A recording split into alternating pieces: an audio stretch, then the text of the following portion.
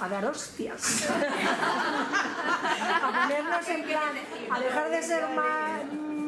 a dejar de ser democráticos y a, joder, a que nos dejen un poco, ¿no? Que no nos dejan. Es que la Segunda República se ha quitado, no nos han dejado. Es que no dejaron hacer.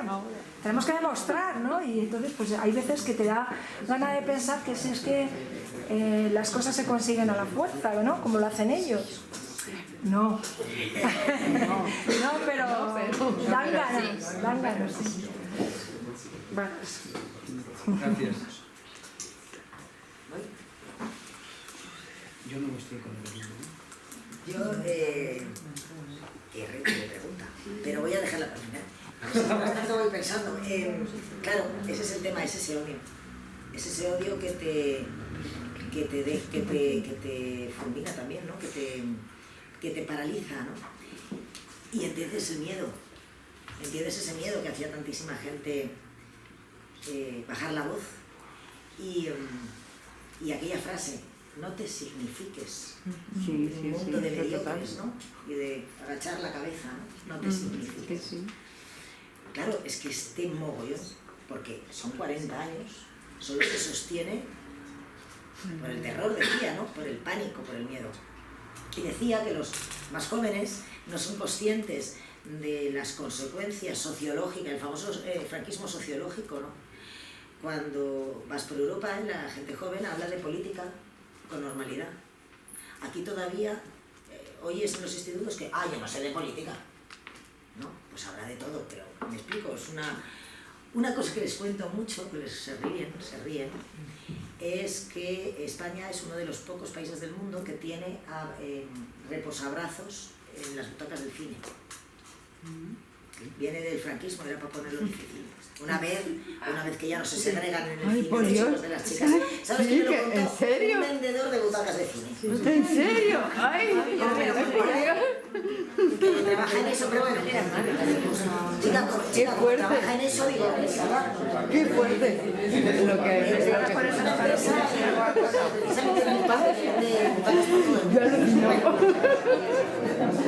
alucino. Sí, ese es el tema.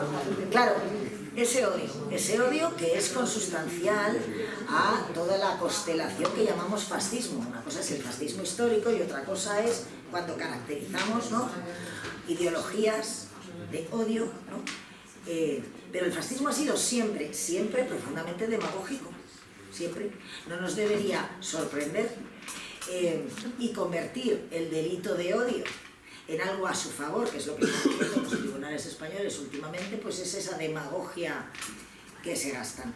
Claro, nosotros no podemos, ¿no? Los símbolos son esos símbolos, es la punta del iceberg de un proceso mucho más complejo y más profundo, y es que efectivamente la transición en este país no rompió con el franquismo. No se democratizó el ejército, tenemos un concordato que sigue otorgando unos privilegios a la Iglesia tremendos, no han sido juzgados, no ya judicialmente, sino moralmente, los crímenes durante la dictadura. Es que no hemos conseguido algo tan simbólico como retirarle la condena a Miguel Hernández.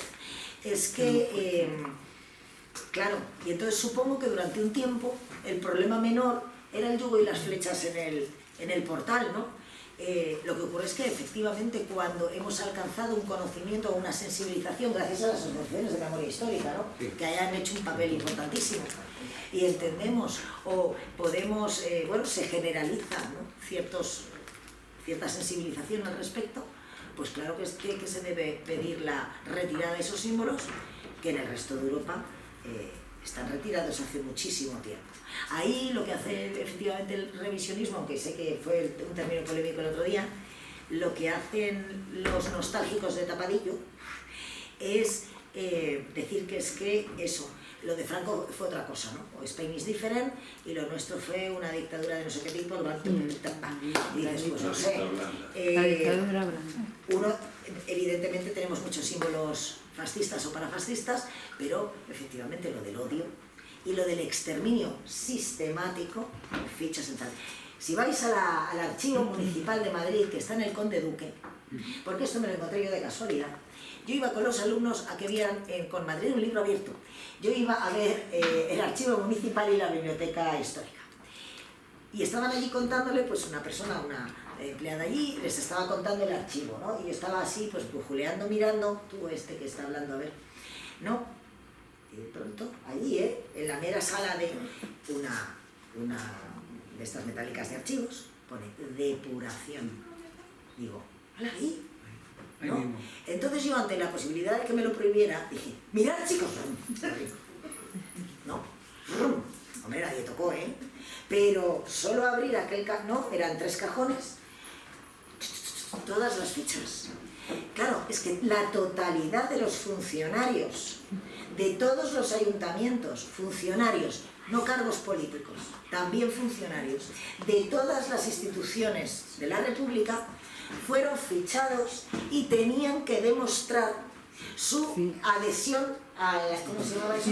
Al movimiento, pero también era que, bueno, que habían apoyado el golpe, algo así como incluso con efectos retroactivos, desde antes del 36. Además, ¿qué se exigía? Si tú querías volver a trabajar en lo que venías trabajando antes, para las maestras es un hecho muy investigado, tenías que alegar que había sido afecto al movimiento desde el principio y aún antes. Para ello tenías que alegar pruebas, y las pruebas eran cartas de los poderes a tu alrededor, entre ellos, por supuesto, el cura párroco, una figura de prestigio y relevancia pública, en los pueblos la Guardia Civil, y para las mujeres tenía un añadido, que tenías que demostrar una prueba moral personal, ¿no? De manera que hay una depuración general, una causa inquisitorial, porque inquisitorial es anterior, ¿no?, del antiguo régimen, es primero eres culpable, demuestras tu inocencia, ¿no? Que además se ceba con las mujeres. En las sentencias del TOP, del Tribunal de Orden Público, las sentencias a las mujeres sindicalistas, activistas, políticas, siempre hay un agravante de que has salido de casa y además te has comportado como una auténtica tal, ¿no? Y tienen agravante que va con la pena correspondiente. Entonces, ¿debemos hacer lo mismo que ellos? No. Simplemente faltaría más, porque ese es el argumento de la pena de muerte a los asesinos, pues asesino igual, ¿no? Ya está. La revolución social o la guerra, gran dilema. Pero pues aquí cada uno vendrá de donde venga y decide, pero es que es en realidad una toma de posición como muy romántica y muy ahistórica, ¿no? Habría que haberse visto ahí. La revolución social se organiza en algunos elementos urbanos, las colectivizaciones de Aragón, de Cataluña, sobre eso habría que hablar. Algunas son espontáneas, otras participa también la UGT, no solo los anarquistas. A algunas se les consulta a la población local, otras no. Hay una revolución de costumbres, que también es una revolución social entre la gente, que en definitiva se juega la vida, ¿no? El hecho de que las mujeres tomen las armas y participen en las trincheras, todo eso es claramente una revolución social. Y eso, evidentemente, desde nuestra perspectiva, claro que es celebrable. En el sentido, bueno, pues más demócrata bueno, pues es que, a ver, los fascistas nos han dado un golpe de Estado, nos están asesinando. Pues el mundo que vamos a ganar, que sea mejor, porque si no, ¿no? Es decir, se aceleran obviamente las expectativas cuando te juegas la vida. Y claro que las milicianas, los milicianos, las partidas anarquistas son muy románticas, porque además, bueno, pues gestionaban sus acuerdos democráticamente, pero la cosa era ineficaz militarmente. Eso es así, sobre todo porque te estás enfrentando a un ejército profesional, ¿no? Con lo cual, hombre, tampoco deja de ser romántico cuando la mortalidad es tan alta en las partidas de los milicianos, ¿no? Tú tienes también una responsabilidad con esas fuerzas, ¿no? Con los soldados y las soldadas, ¿no? O las soldadas. Bien, ahora claro,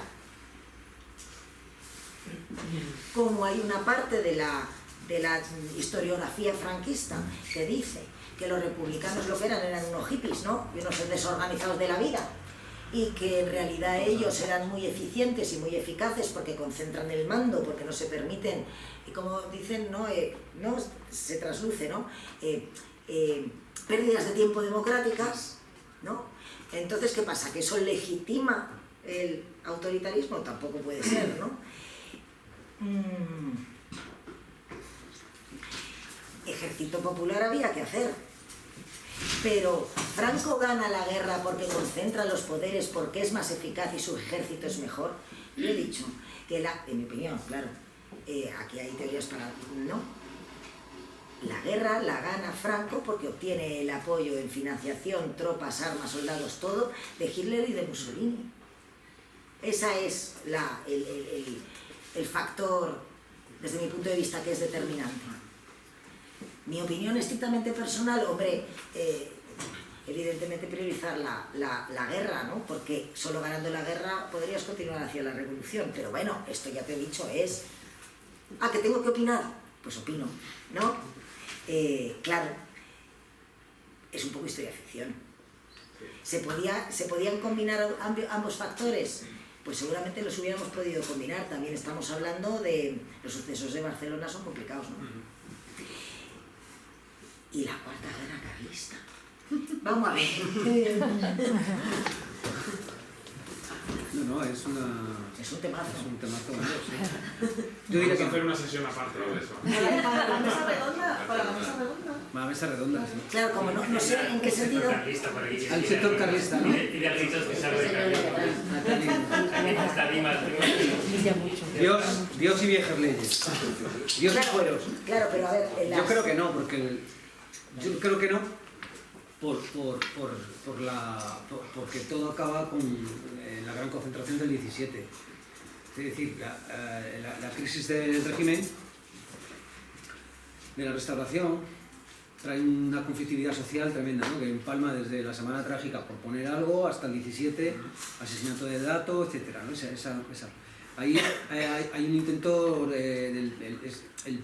entra un actor fuerte que es el proletariado organizado, las organizaciones sindicales, y eso barre un poco el recuerdo de toda la... o sea, eso acaba con la restauración, bueno, el 19. Yo creo que el 19 acaba ahí, en el 17, en 1917. Hay un intento de restauración monárquico. Después de Alfonso XIII en España, la monarquía, incluso los generales franquistas no son especialmente por labor, ni mucho menos. Tampoco desde la perspectiva... Sí que hay un recuerdo que queda ahí en Franco, que es el premio de los fueros.